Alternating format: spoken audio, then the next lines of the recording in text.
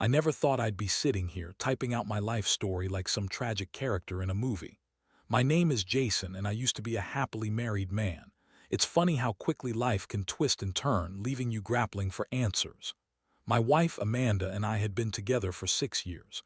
At first, everything felt perfect. We were that couple everyone else envied: great jobs, a beautiful house, and a love that felt unbreakable. Or so I thought. But lately, things had felt off. It started with small changes. Amanda, who was once the life of the party, became distant. We would sit together in silence during dinner, the vibrant conversations we used to have replaced with awkward pauses. I remember the first time I noticed it. We were at a dinner party and she spent most of the evening glued to her phone. I brushed it off as her being busy with work. After all, she was a marketing manager and deadlines could get intense. But deep down, I felt a nagging doubt creeping in. Then came the late nights. It started with her saying she had to work late. At first I believed her, but the excuses started to pile up. "I have a big presentation tomorrow," she'd say. "I can't leave the office until it's perfect." Yet, when I would ask her about that presentation later, there was always an excuse ready and the details were vague at best. It was as if she was building a wall between us, brick by brick. One night, I decided to surprise her with dinner. I got home early, excited to see her and maybe rekindle some of the spark we'd lost. As I pulled into the driveway, I noticed something strange: a car I didn't recognize parked out front. My heart sank. I tried to shake it off. Maybe it belonged to a friend she was helping with a project. But as I opened the door, the pit in my stomach grew heavier. The house was eerily quiet. I called out for her, but there was no response. I walked towards our bedroom, and as I passed her office, I caught a glimpse of her phone on the desk. The screen lit up with a message notification, and against my better judgment, I glanced over. The message was from a guy named Mark, a name I'd never heard of before. "Can't wait to see you tonight, I'll bring the wine." That was the moment everything shattered. My heart raced as I felt the world spin around me. I couldn't breathe. How could she do this to me? The lies, the secrets, all of it crashed down like a tidal wave. I didn't want to believe it, but the signs were all there. I felt betrayed, angry, and utterly lost. I waited in silence, my mind racing with thoughts and questions. I couldn't just confront her right away. No, I needed proof. I started watching her closely, noting every detail, every change in her behavior. Over the next few days, I played the role of the oblivious husband while gathering evidence. I found out that Mark was a colleague of hers. I even followed her one evening when she said she was working late. To my horror, I saw her with him at a bar, laughing and flirting like I had never seen before. The moment I witnessed their intimacy, my heart hardened. I could feel a mix of anger and sadness boiling inside me.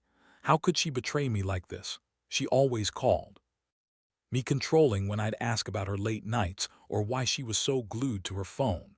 But she was the one controlling the lies, and now it was time for me to take control of the silence that had engulfed our marriage.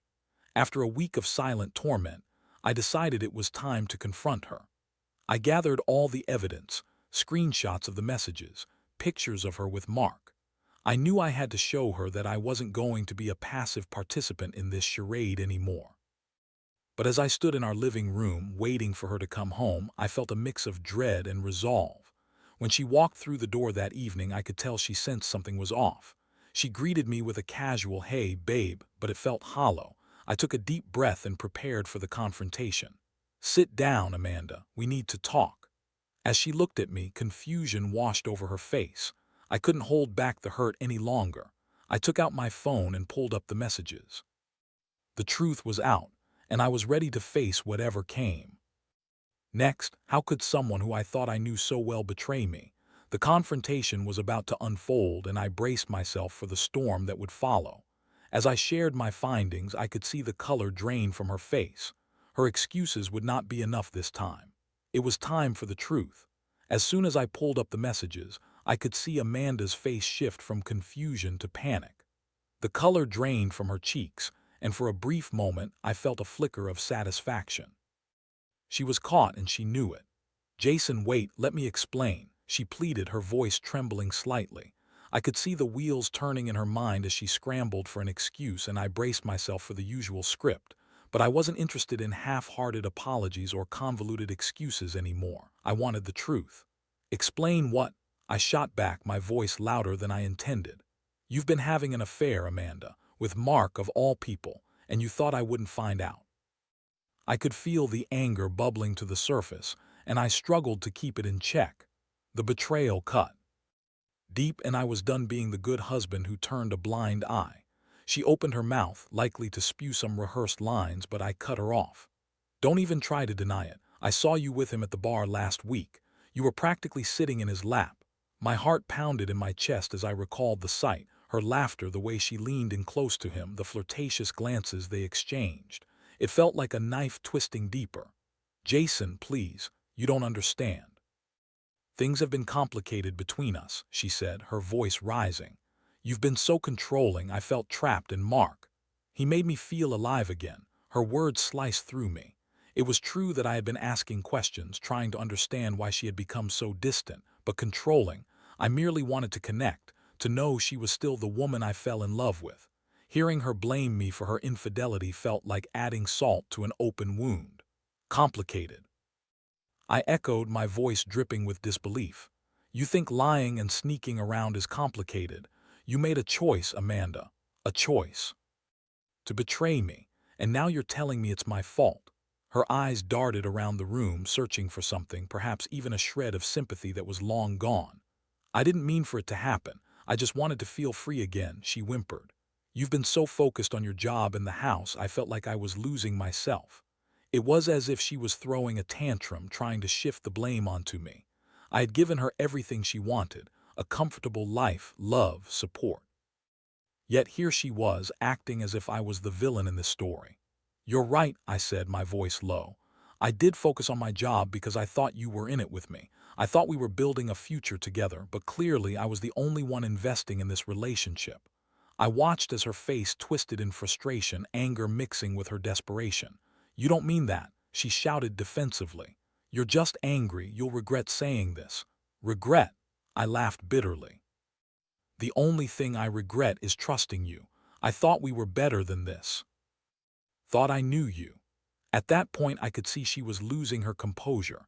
I wanted to continue tearing down the fortress of lies she had built around herself, but I also felt a wave of sadness wash over me. This was the woman I had loved, the woman I had promised to stand by for better or worse. Seeing her in this broken state felt like losing her all over again. Jason, please, let's just talk about this, she pleaded, her voice now softer. I can end things with him. I don't want to lose you. But her words fell flat. I had watched her lie to me for weeks and I couldn't trust her anymore. You don't get it, do you? This isn't just about you ending things with him. It's about the fact that you chose him over me. You made that choice repeatedly. And now, what am I supposed to do with that? I could see the tears welling up in her eyes, but I felt no pity. I was tired of being the emotional punching bag. It was time to regain control of my life, my feelings, and my future. Maybe you should take some time to think about what you really want, I said finally. Because I can't keep living like this, I deserve better. She shook her head, tears streaming down her cheeks. I'm sorry, Jason, I'm so sorry. I didn't respond. I turned away from her, feeling an overwhelming weight settle in my chest. In that moment, I knew I had to make a choice too. I could either forgive her, like so many couples do, and try to salvage our marriage, or I could walk away and reclaim my dignity. As she sobbed behind me, I felt a flicker of resolve igniting inside me. I could either drown in the pain of betrayal or rise above it. I was done being a victim in this story. It was time to take control of my narrative. I left the room, and as I closed the door behind me, I knew that things would never be the same again. The silence between us was deafening, but it was a silence I had learned to embrace. I would figure out my next steps. I would take my time to think things through. But one thing was for sure. I wouldn't let her lies control my life any longer. The days that followed were a blur. I felt like I was living in a fog, going through the motions while my mind raced with thoughts of betrayal and heartache.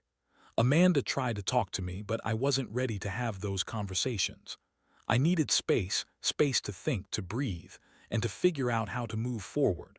My friends noticed something was off. They reached out, asking if I was okay, and I responded with vague answers, not wanting to burden them with the details of my shattered marriage. I spent many nights alone, wrestling with my emotions. I felt anger, sadness, and betrayal all at once, like a swirling storm that wouldn't let up. In those quiet moments, I began to create a plan, not just for revenge, but for reclaiming my own life. I realized that Amanda's infidelity had opened my eyes to things I had ignored for too long. I had been so busy trying to make the marriage work that I had forgotten to take care of myself. I needed to focus on what I wanted, not what I had lost. During this time, I leaned on my brother, Matt. He had always been my confidant, and I trusted him with my secrets. I decided it was time to spill everything: the affair, the confrontation, the pain. One evening, we met at our favorite bar. I ordered a whiskey, needing something to take the edge off, and sat across from him. As he sipped his beer, I took a deep breath and let it all out. "Matt, she's cheating on me with a guy named Mark from her office. I found out last week." His eyes widened and he leaned in closer. "Dude, I'm so sorry, that's messed up. What are you going to do?" "I don't know yet. I'm still processing everything, but I can't just let this go without a response. I can't let her think she can get away with it," I said, my voice laced with anger. Matt nodded in understanding. "I get that, but revenge, man, is that really the answer?" I leaned back in my chair, contemplating his words. "I don't know. Maybe it's not about revenge. Maybe it's about showing her that I'm not going to be a doormat. I want her to feel the weight of what she's done." "Just be careful," he warned. "You don't want to do something you'll regret later. You're the one who needs to come out on top." That conversation stuck with me. It was true. I didn't want to become someone I was. I needed to find a way to take control without losing myself in the process. Over the next few days, I started to devise a plan that would not only make Amanda see the gravity of her actions, but also allow me to reclaim my life. I began focusing on myself, hitting the gym, picking up old hobbies, and even reconnecting with friends I hadn't seen in ages. I realized that I could either wallow in the pain of betrayal or rise above it. I chose the latter. I started dating again, not seriously, but just enough to feel wanted and appreciated. I met a few women through friends, and while it was refreshing to be around new faces, none of them held my heart. They were mere distractions, but it felt good to be desired. I wasn't looking for a new relationship. I was looking to rediscover my own identity outside of my marriage. Meanwhile, Amanda was still trying to make amends. She would leave messages, sending texts that ranged from pleading to angry, demanding I give her another chance. I ignored most of them, but I couldn't help but feel a slight pang of guilt for putting her through this. One evening, she came home early and caught me in the living room. I could see the determination in her eyes, but also a hint of vulnerability. "Jason, can we talk?" she asked, her voice steady but soft. I glanced up from my phone and put it down, preparing for yet another round of what I was sure would be another emotional plea. "What do you want to talk about?" I replied, trying to keep my tone neutral. "I know I messed up. I've been a horrible person and I'm sorry, but I love you and I want to fix this. Let's go to couples therapy or something. I'll do whatever it takes," she said, her eyes pleading. For a moment I was torn. Part of me wanted to reach out to give her another chance. But another part, the part that had been hurt so deeply, felt like a wall had been built between us that could never be broken down. "I don't know if therapy will fix this, Amanda. You broke my trust. It's not just about the affair. It's everything that led up to it, the lies, the distance. I need time to figure out what I want," I responded, my voice firm. Her face fell and I could see the realization hit her. I wasn't just going to roll over and forgive her. This was going to be a long and painful road for both of us. "I can't lose you, Jason. I won't let you go without a fight," she said, desperation creeping into her voice. I felt a sudden surge of power, a sense that I was finally taking control of my life after feeling so powerless for weeks. "You had your chance, Amanda. You made your choice the moment you decided to cheat. I need to focus on my own healing right now." As she turned away, I felt a mixture of triumph and sadness. I had stood my ground. I was no longer the man willing to accept excuses. I was reclaiming my narrative, and I was ready to move forward, whatever that meant. Deep down, I knew this was only the beginning. The storm of emotions was still brewing, but now it felt different. I was ready to face whatever came next, whether it was healing, revenge, or something I hadn't yet imagined. It was my turn to take control of the silence, and I was determined to do it my way. As the days turned into weeks, I found myself navigating an emotional roller coaster. I had expected the fallout from Amanda's betrayal to be harrowing, but what surprised me was my own resilience. With each passing day, I felt stronger, more grounded in my own decisions. I immersed myself in work, took long runs to clear my head, and even started journaling my thoughts, something I hadn't done since college. There were moments when I'd catch myself thinking of the good times with Amanda, the laughter we shared, and the dreams we had for the future. But those memories were quickly overshadowed by the stark reality of what she had done. Each time I remembered the betrayal, I felt a renewed sense of determination. I had to focus on what I wanted moving forward. One Friday evening, after a particularly grueling week, at work I decided to go out with friends. Matt had been encouraging me to socialize more, and as I stepped into the bustling bar, I felt a hint of excitement. It was nice to be surrounded by laughter and friendly faces, and soon I found myself engrossed in conversation with a group of colleagues. That's when I met Sarah. She was smart, funny, and had an infectious laugh that made me feel lighter. We clicked instantly, sharing stories and jokes over drinks. For the first time in weeks, I felt a glimmer of hope. Maybe there was a chance for me to be happy again, to find someone who appreciated me for who I was, not someone who would betray my trust. As the night wore on, Sarah and I found ourselves sitting close, our conversation becoming more intimate. I could feel a connection building, and it felt good to let someone else in, even if just for a night. When she leaned in closer to hear me over the music, I felt an electric spark that had been missing in my life for far too long. "Can I get your number?" I asked, a bit hesitant but hopeful. "Absolutely," she replied with a bright smile, scribbling her number on a napkin. "Let's do this again soon." As I left the bar that night, I felt lighter, like a weight had been lifted off my shoulders. I was still in the thick of healing from my marriage, but meeting someone who was genuinely interested in me felt like a step in the right direction. When I got home, Amanda was once again waiting for me, her face a mix of anxiety and determination. "Where have you been?" she demanded, her voice sharp. I took a deep breath, not wanting to engage in another argument. "Out with friends," I replied, keeping my tone even. "Out with friends or out with someone," she pressed, her eyes narrowing. I could feel the anger rising within me, but I chose to remain calm. "Why does it matter? You made your choice, Amanda. I'm not your prisoner." "That's not fair. I'm trying to fix this, Jason," she exclaimed, frustration evident in her tone. "You can't just expect me to forget what you did. You had an affair. You don't get to dictate how I process this." I shot back, my voice rising despite my efforts to remain composed. I could see her eyes well up with tears, and I felt a mix of pity and annoyance. "It's not that simple. I love you. I want to make this work. But I don't know if I want to make this work," I replied honestly. "I need time. I need to figure out what I want, and right now, I'm not sure it's you." Her expression turned to one of disbelief, and I could see the realization of what I was saying sink in. I was no longer the man willing to accept her excuses. I was ready to prioritize my own happiness.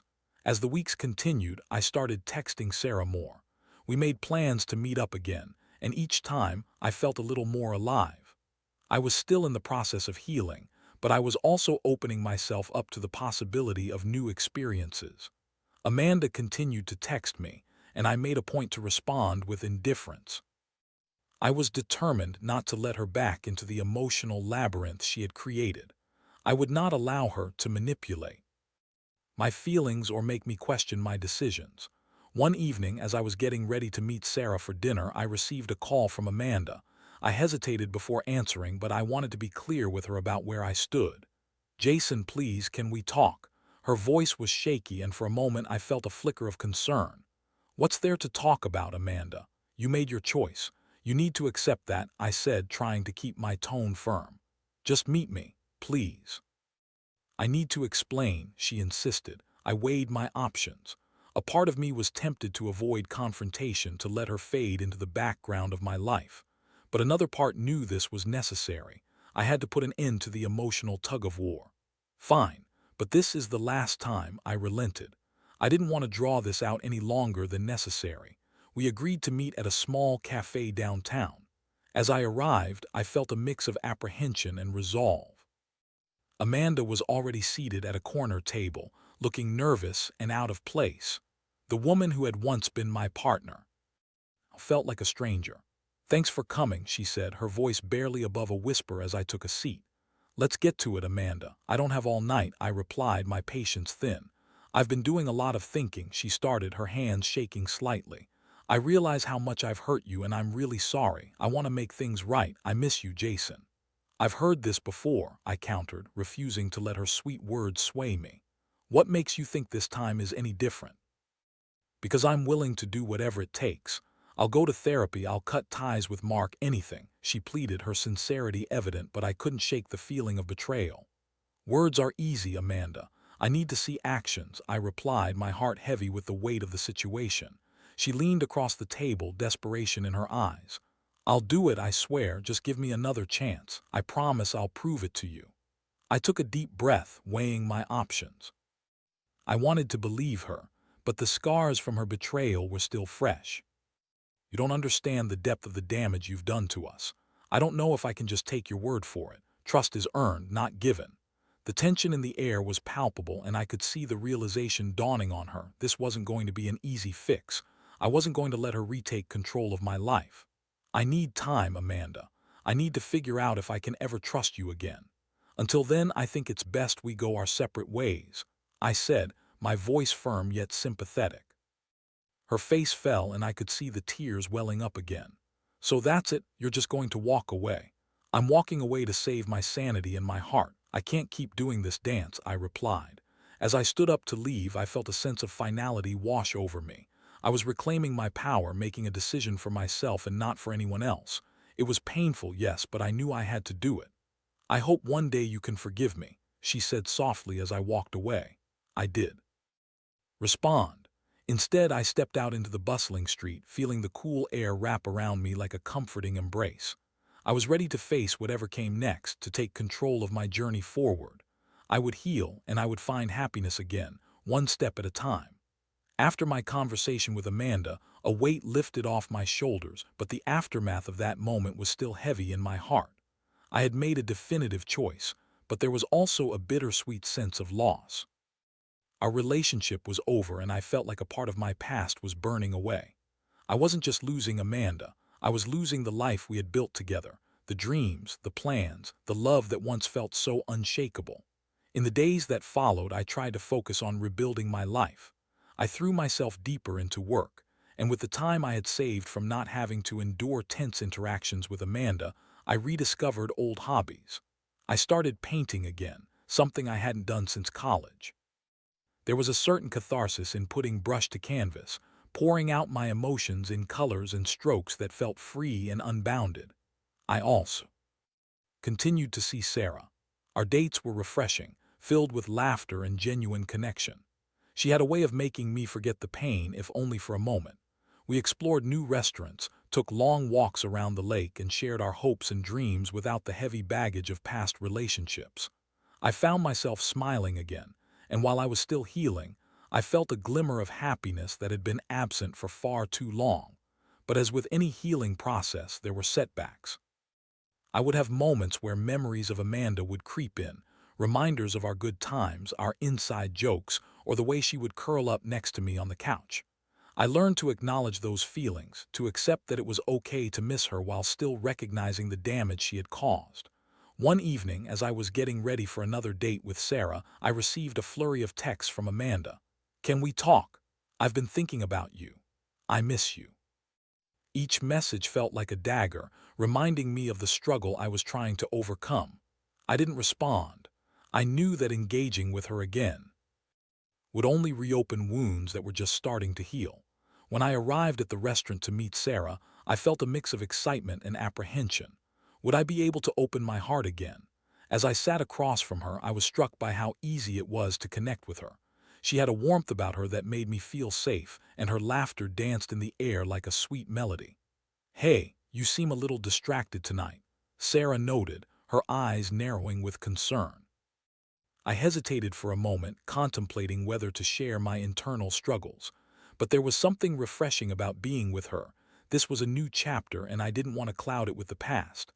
Just a lot on my mind, I replied, offering a small smile. But I'm really glad I'm here with you. We enjoyed dinner, sharing stories and dreams, and slowly I felt myself relax. Sarah was an easy conversationalist, and I found myself opening up about my art, my love for travel, and my desire to explore the world. As the night wore on, she leaned in, her eyes sparkling. I really enjoy spending time with you, Jason. I know things are complicated for you right now, but I'm here whenever you're ready. Her words hit me like a breath of fresh air. I had been so focused on Amanda and the past that I had almost forgotten to embrace the present. Thank you, Sarah. I really appreciate that. I replied, the warmth in my chest growing. But the weight of Amanda's texts lingered in the back of my mind. I knew I had to address it. My heart raced as I thought about how I would handle her attempts to reconcile, but I also knew I couldn't let her back into my life so easily. The following day, I decided to face the situation head-on. I took a deep breath and texted Amanda. We need to talk. I can't keep going back and forth. Let's meet. I set up a time and place, a small cafe where we used to go for brunch. As the day approached, I felt a mix of apprehension and resolve. I was ready to lay down firm boundaries and explain why we couldn't go back to what we had. When I arrived at the cafe, Amanda was already there, her expression a mix of hope and trepidation. Thank you for meeting me, she said, her voice shaky as she fidgeted with her hands. Let's get straight to it, I said, trying to keep my tone even. I need to be clear about where I stand. I don't want to go back to what we had. You broke my trust, and it's going to take a lot more than words to fix that. She nodded, tears glistening in her eyes. I know I messed up. I'm so sorry. I've been working on myself since we last talked. I went to therapy and I see the damage I've done. I want to make it right. I appreciate that you're trying to work on yourself, but I can't be part of that process anymore, I replied. I need to focus on my own healing, on my own life. I'm starting over, Amanda. It's not easy, but I have to do it for me. Her face fell, and for a moment I felt a pang of sympathy. But I quickly reminded myself that sympathy wouldn't change the reality of our situation. I know this is hard for you to hear, but I have to be honest with myself. I can't keep dragging this out. I thought we had something worth saving, she murmured, her voice breaking. We did, I agreed. But things have changed. You've changed, and so have I. I'm seeing someone else now, and I want to explore that without the complications from our past. Her eyes widened in shock, and I watched as the realization washed over her. You're dating, so you've moved on already. It's not about moving on, it's about taking care of myself. I'm not looking to replace you. I'm trying to find my own happiness, I explained. Please, Jason, I can do better. Just give me a chance to show you, she pleaded. I shook my head, feeling the weight of emotion straining against the walls I had built. You've had your chance. I can't keep going back and forth. I need to set myself free from this. I could see the tears streaming down her face, and while it hurt to see her like that, I knew I had to stand firm. I would let her manipulate my feelings anymore. I had taken charge of my life, and I wasn't going to let her pull me back into a toxic cycle.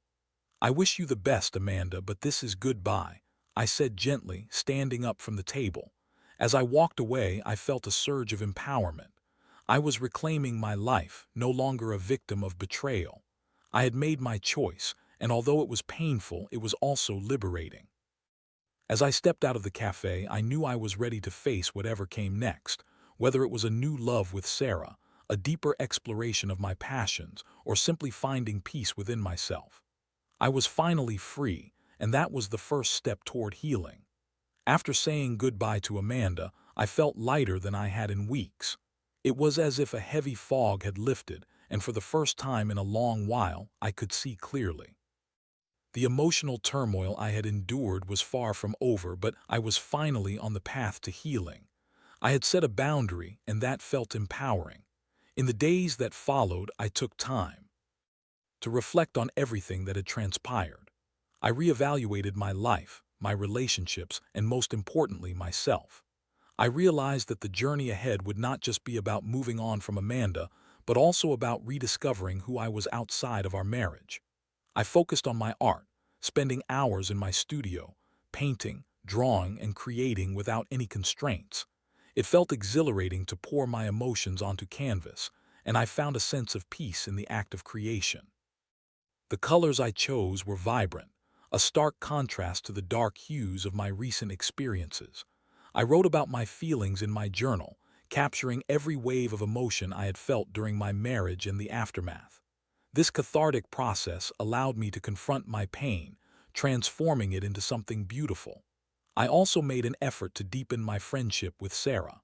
Our connection grew stronger as we spent more time together. We would go on hikes, explore new restaurants, and enjoy laughter-filled evenings. Sarah brought a lightness to my life that I hadn't realized I craved. She encouraged me to embrace my art and even suggested I consider showcasing my work in a local gallery. With her support, I decided to take the leap. I submitted a few pieces for consideration, and to my surprise, they were accepted for a small exhibition. The night of the opening was exhilarating. I felt a mix of nerves and excitement as I stood among my artwork, surrounded by friends and new faces. Sarah was right by my side, cheering me on. As the evening unfolded, I received compliments on my work, and for the first time in months, I felt genuinely happy. I wasn't just moving on, I was thriving. The experience of sharing my art with others was empowering, and it reminded me of the strength I had within me. Amanda reached out occasionally after our last meeting, but I kept my responses brief and neutral. I didn't want to reopen old wounds, and I was determined to keep moving forward. I knew she was working on herself, and while I hoped for her growth, I also recognized that I couldn't be part of that journey anymore. My focus had to remain on my own healing. Eventually, I began to see my life in a new light. The pain I had felt from the betrayal had transformed into lessons learned. I took the time to analyze what went wrong in my marriage, what I could have done differently, and what I truly wanted in a partner. I realized that being vulnerable and open was essential, but I also needed to prioritize my own needs and boundaries. As the months passed, my bond with Sarah deepened. With each date, I felt more comfortable allowing myself to be vulnerable again. We began to have deeper conversations about our pasts, our hopes for the future, and what we wanted in life. I appreciated her honesty and the way she encouraged me to express my feelings. One evening, as we sat on a cozy balcony overlooking the city, I took a moment to gaze at the skyline, feeling grateful for how far I had come. "You know, I was in a dark place not too long ago," I confessed, turning to look at her. "I didn't think I'd ever feel this happy again." She smiled, her eyes twinkling with warmth. "I'm glad you're in a better place now. It's amazing to see you rediscover yourself." "I couldn't have done it without you," I admitted, feeling a wave of gratitude. She reached for my hand, and in that moment I knew I was ready to embrace the future, whatever it held. The pain of my past would always be a part of me, but it no longer defined me. I had taken control of my life, and I was eager to see where this new path would lead. Reflecting on everything I had experienced, I realized that sometimes the darkest moments lead to the brightest transformations. I had learned the importance of self-love, the significance of setting boundaries, and the value of trust, both in myself and in others. As I looked into Sarah's eyes, I saw a future worth exploring. I wasn't rushing into anything, but I felt open to the possibility of love again, this time on my own terms. "Here, to new beginnings," I said, raising my glass to her, the promise of a brighter future shimmering in the reflection of my heart. Life had thrown me into a tumultuous storm, but I had emerged stronger, wiser, and ready to embrace the beauty that lay ahead. I was finally free, and that freedom felt like the beginning of a new chapter, my chapter.